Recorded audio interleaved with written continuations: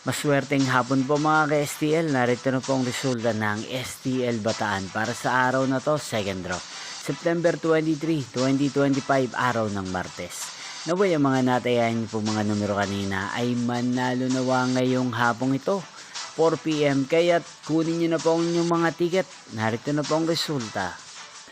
Ang mga numerong nanalo sa STL Bataan ngayong hapong ito, September 23, 2025, 4 PM, second draw result 14 at 22.